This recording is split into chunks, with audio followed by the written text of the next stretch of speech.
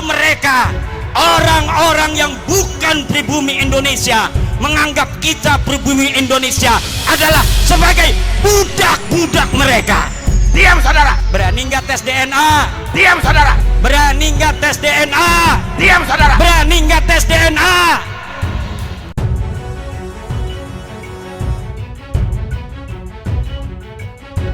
Assalamualaikum warahmatullahi wabarakatuh. Saudaraku yang dirahmati Allah. Sepertinya polemik nasab Ba'alawi akan terus berlangsung dan belum akan berakhir entah sampai kapan. Sepertinya ada pihak-pihak yang berusaha mengulur-ngulur waktu, agar polemik nasab ini bisa berlangsung selama mungkin. Entah apa maksudnya. Hal ini nampak dari apa yang berkembang di media sosial, dengan masih banyaknya orang-orang yang membela mati-matian Habib Ba'alawi, meskipun sudah sangat jelas, terbukti jika mereka bukan keturunan Rasulullah. Dari tes DNA, jangankan sebagai keturunan Nabi, sebagai orang Arab pun bukan, apalagi jika melihat dosa dan kelakuan yang telah mereka kerjakan di negeri ini. Lantas sebenarnya apa yang mereka bela dari Habib-Habib keturunan imigran Yaman ini? Dengan fenomena seperti sekarang, apa yang dilakukan saudara-saudara kita dengan mendirikan organisasi yang diberi nama Laskar Sabilillah adalah sesuatu yang tepat, diharapkan bisa menjadi benteng dalam membendung pengaruh buruk Ba'alawi.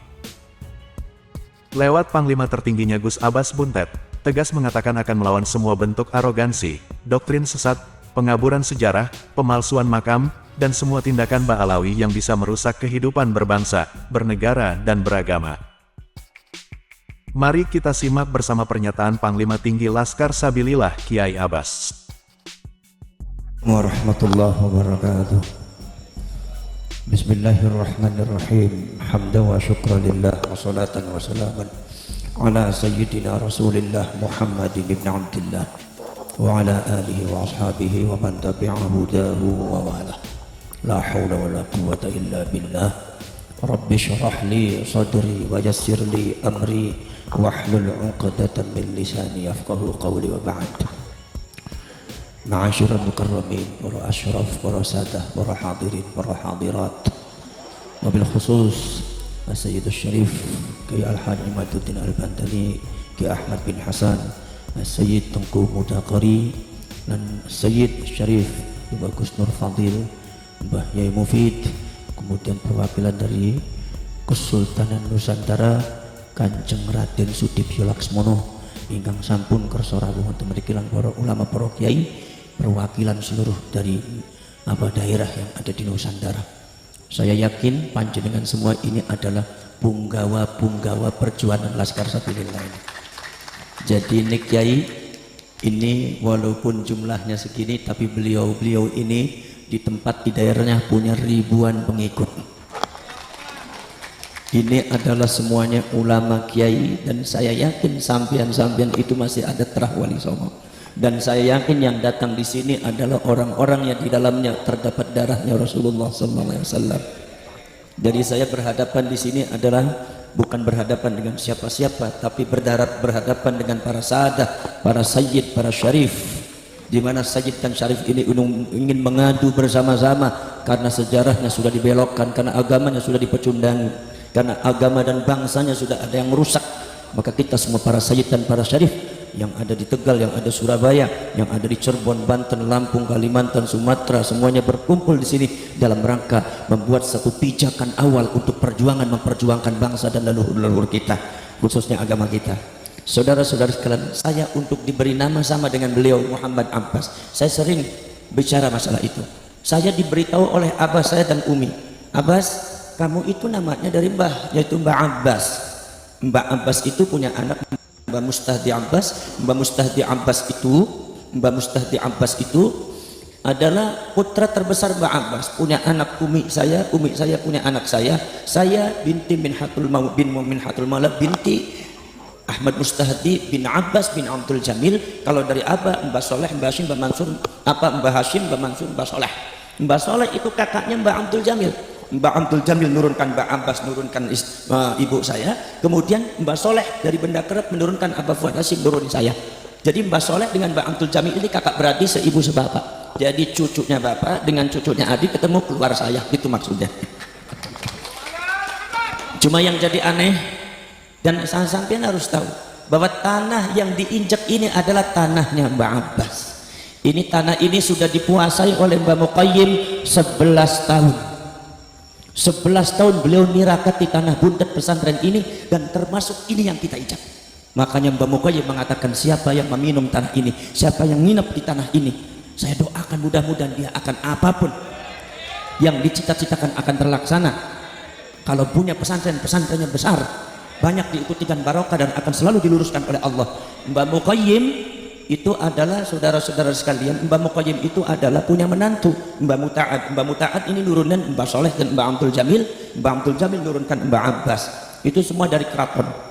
Kalau seumpama Mbak Muta'ad akhirnya keterusnya adalah kesananya adalah ke Napa Syarif Abdul Karim, termasuk Panemah Giri Loyo, itu termasuk Mbak saya Mas Dipyo, itu termasuk Mbak saya nanti ke Pangeran Tajul Arifin atau Muhammad Arifin bin Syarif Hidayatullah. Saya dari ibu dan bapak semuanya lari ke Syarif Hidayatullah, dari bapak ke Syarif Hidayatullah, dari ibu ke Syarif Hidayatullah.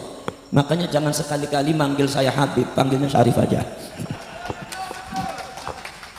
Sebab kadang-kadang repot, hidungnya panjang tuh agak repot juga. Karena orang-orang nih di Indonesia itu yang dibaalwikan tuh bukan makam aja, hidung saya juga dibaalwikan. Aneh makanya saya. Saudara-saudara kalian, dulu Mbak Abbas mengatakan pada waktu Mbak Abbas masih besar, masih hidup, Mbak Abbas itu mengatakan nanti cucu saya harus ada yang namanya Muhammad Abbas, dan dipanggilnya Abbas. Akhirnya semua cucunya dikasih nama, tapi kata Abbas saya banyak yang sakit. Akhirnya tanda tanya. Begitu saya lahir, Mbak Mustahdi itu lagi sholat duha, dia ketiduran, Mbak Abbas datang. Mbak Abbas mengatakan, Ahmad, itu kacung, dikasih nama itu kacung, Muhammad Abbas, panggilnya Abbas dan yang lainnya, cepat kasih tahu Fuad nih. Akhirnya Mbak Mustahdi kaget, bangun, langsung lari ke Abah Fuad. Saya pada waktu itu sudah diberi nama Muhammad bin Liyakhshi, diambil daripada ilmu falak. Ya, ilmu falak itu ada kan tanggal lahir, itu tahun lahir, itu kan ada bisa membentuk huruf. Bin Liyakhshi, kata Mbak Ahmad Mustahdi, ini anak harus dikasih nama Muhammad Abbas, ini harus, karena ini titipan amanat dari Mbak Abbas. Ada apa Mbak? Enggak tahu, pokoknya nanti insya Allah ada hikmahnya. Sejak itu saya namanya disambung Muhammad Abbas bin Liyakhshi. Ketika saya diberitahu seperti itu, saya jadi bingung, ini maksudnya Mbak Abbas itu apa? Apa ini? Ada apa? Tapi saya yakin pasti ada apa-apa, karena terasa juga. Begitu perjalanan saya ngaji, barangkali ngaji, enggak juga, karena Abah Fuad juga ngaji. Saya buat pondok, yang lain juga buat pondok. Saya buat manakiban, yang datang manakiban setiap malam Jumat ribuan orang, tapi yang lain juga bisa manakiban. Saya masih tanda tanya apa? Mohon maaf, bukan berapa nih tahaddusan bi nikmatillah. Kalau orang dibuntet dan benda kerap ini kadang-kadang punya darah. Kalau darahnya, kalau bahasa spiritualnya itu adalah darah hikmah. Darah hikmah, kalau bahasa lokalnya darah dukun gitulah. Dukun syar'i gitu. Jadi itu ilmu model begitu datang sendiri tanpa belajar. Itu mungkin salah satu keistimewaannya buntet pesantren dan benda kerap. Saya nggak pernah belajar ilmu hikmah. Bahkan saya mengatakan bahwasanya sampean ini jangan, kalau lagi belajar nggak boleh belajar ilmu hikmah, nantinya otaknya degel.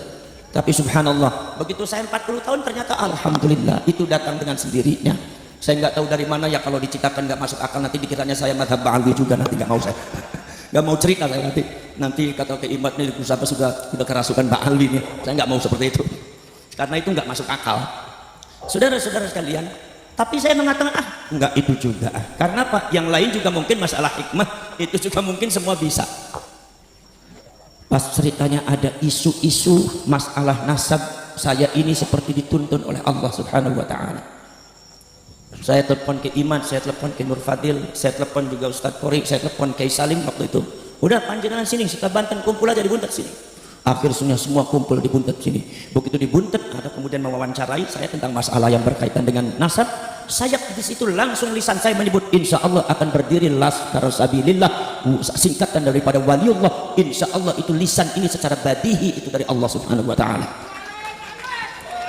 Begitu ada masalah kasus pengasuhan makam, masalah Ba'alwi mencuat, kemudian ada para ulama, para kiai merapat kepada saya, ingin saya ada di depan. Saya baru paham, oh ini maksudnya Mbak Abbas gini. Dulu beliau itu memimpin Laskar Hizbullah, tapi karena beliau sudah tidak ada, sudah menghadap di haribaan Allah, ini mungkin beliau menginginkan cucunya untuk memimpin Laskar Sabilillah di Indonesia ini. Maka akhirnya saya terima, saya pijakannya kuat. Saya bilang dengan catatan, pegang kebenaran. Siapapun di antara anda yang megang kebatilan, kepentingan pribadi masing-masing, saya yakin akan dijauhkan oleh Allah Subhanahu Wa Taala. Maka dari itu jangan sampai dalam perjuangan ini mementingkan pribadi masing-masing. Tetap tawajuh kepada Allah. Kenapa? Karena kami, yaitu adalah anak cucunya Mbak Abbas, anak cucunya Sunan Gunung Jati, memegang erat Thariqah Syattoriyah. Dan Thariqah Syattoriyah salah satu syaratnya adalah apa? Tidak boleh benci kepada orang, tidak boleh benci kepada orang, tidak boleh husnudzon kepada orang.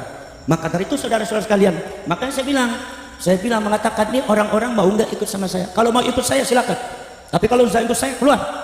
Tapi kalau semua ikut saya harus berani memegang kebenaran. Kalau anda masih tetap dalam pengen kebakilan dan mancal-mancal, nggak usah ikut sama saya sampai.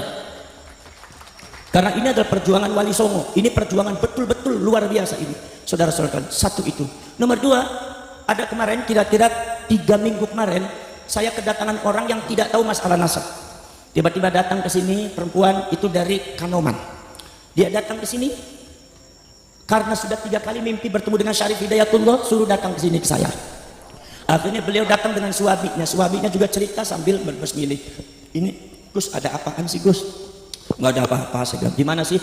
Ini kok Sunan Gunung Jati Syarif Hidayatullah itu mimpi nemuin saya 3 kali Gus. Jadi saya takut, makanya saya itu mencari rumahnya sampean di sini. Saya kan tahu namanya aja, panjenengan kan sampean tuh, walaupun masih saudara di Kanoman. Akhirnya beliau datang ke sini sambil bicara, sambil bibirnya bergetar. Gus, Syarif Hidayatullah itu memanggil sampean.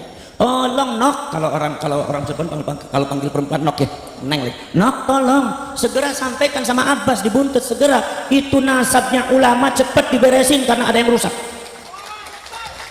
Cepet diberesin itu karena ada yang rusak. Itu 3 kali mimpinya seperti itu. Demi Allah, demi Rasulullah Gus, saya berani sumpah Quran. Itu ada apa Gus? Saya bilang udah nggak ada apa-apa, biasalah perjuangan Wali Songo. Nanti saya benarilah nasabnya, barangkali itu. Nah, isyarat dari kedua itu adalah sebagai pijakan saya. Oh, berarti saya ini harus tetap berada di Laskar Sabilillah. Berarti saya harus membawa panjenengan semua untuk ke jalan ke perjuangan yang sangat mulia ini. Kira-kira saya minta kepada kalian, apa siap apa tidak? Siap apa tidak? Siap apa tidak? Dulu ada Laskar Hizbullah, panglimanya adalah Muhammad Abbas. Sekarang juga Muhammad Abbas Laskar Sabilillah. Ikut itu memperjuangkan semuanya.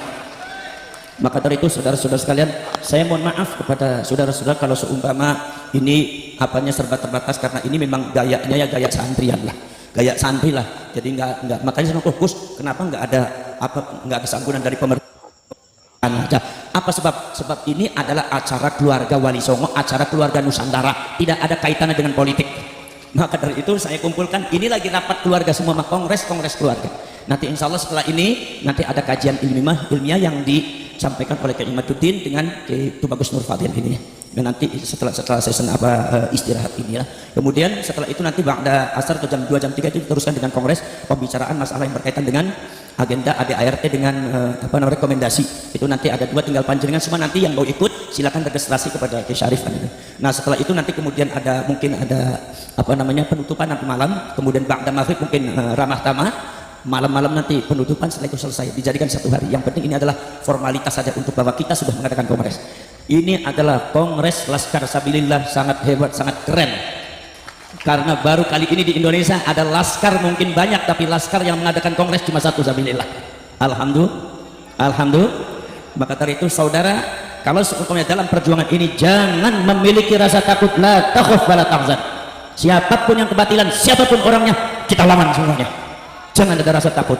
Kalau anda yang masih gamang, anda yang masih memiliki rasa takut untuk perjuangan ini, anda duduk manis di rumah, gak usah ikut perjuangan, mengganggu perjuangan nanti anda. Ngeribuh, ngerepet kata orang Cirebon. Siapa siap?